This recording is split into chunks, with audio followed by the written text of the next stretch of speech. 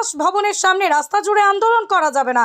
Central পার্কের swimming pool লাগোয়া অঞ্চলে চলবে চাকরিহারাদের আন্দোলন। আপনাদের জানিয়ে রাখবো আরও একবার, আর বিকাশ ভবনের সামনে আন্দোলন করতে পারবেন না চাকরিহারারা। এবার সুইমিং পুল লাগোয়া অঞ্চলে চলবে চাকরিহারাদের আন্দোলন। শুক্রবার মামলার শুনানিতে আদালতে চাকরিহারা শিক্ষকদের দুজন শুনানিতে হাজির ছিলেন।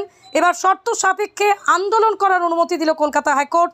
এই মুহূর্তে যে জানা যাচ্ছে, বিচারপতি তীর্থঙ্কর ঘোষ তিনি বলেন, আপনাদের আন্দোলনের পরে সাধারণ মানুষের অসুবিধা হচ্ছে, তাই আপনাদের জায়গা দিতে পারছি না। নিজেরাই ওখানে গিয়ে করছেন, সেন্ট্রাল পার্কে করুন। আপনাদের কর্মসূচি নিয়ে আমাদের কোনো বক্তব্য নেই। শুক্রবার বিচারপতি ঘোষ নির্দেশ দেন, কর্মসূচিতে একসঙ্গে 200 জন থাকতে পারবেন।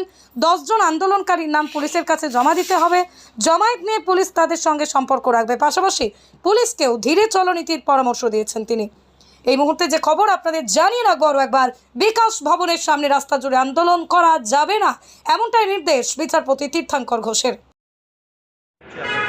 শরীরের যে কোনো ব্যথা, মেরুদণ্ডের সমস্যা, কোমর ও হাঁটুতে ব্যথা, হাঁটতে সমস্যা দূর করতে আজই চলে আসুন শিওর কিওর থেরাপি সেন্টারে। এখানে ডাক্তার ও অভিজ্ঞ নার্স দ্বারা অত্যাধুনিক যন্ত্রপাতির মাধ্যমে লেজার থেরাপি, টেন্স থেরাপি সহ ইউএসটি থেরাপি ও প্যারালাইসিস রোগীদেরও থেরাপি করা হয়। আমাদের ঠিকানা দহরকুন্ডু, বটতলা, আরামবাগ, হুগলি। যোগাযোগ নাম্বার 8617454644। হাইকোর্টের লিখিত নির্দেশ থাকলে তো আমাদের হাইকোর্টের অর্ডার মানতেই হবে। সবথেকে বড় কথা, আমাদের প্রতিনিধি যারা ছিল আপনাদের মারফত আমরা শুনছি, তারা আসুক, তাদের সঙ্গে আলোচনা করব। যদি সত্যি প্রকৃতপক্ষে হাইকোর্টের নির্দেশ থাকে আমাদের স্থান পরিবর্তন করতে হবে, লিখিত অর্ডারটা আমরা আগে পাবো।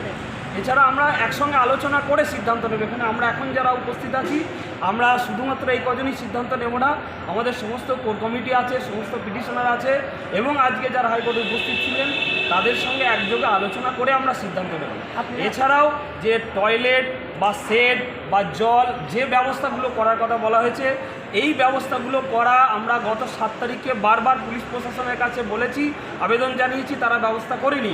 অর্থাৎ প্রশাসনের দিক থেকে যে দায়িত্বগুলো পালন করার দরকার ছিল সেটা করা হয়নি। সেটা হাইকোর্টের আজকের রায় থেকেই পরিষ্কার। আমরা আমাদের শান্তিপূর্ণ অবস্থান যেমন চলছিল, আপনারা গত কয়েকদিন ধরেও দেখেছেন যে আমাদের শান্তিপূর্ণ আন্দোলন এবং বিক্ষোভ কর্মসূচি যেভাবে চলছিল সেভাবেই চলবে। স্থান পরিবর্তনের বিষয়টা ওরা আসলে আমরা আলোচনা করেছি।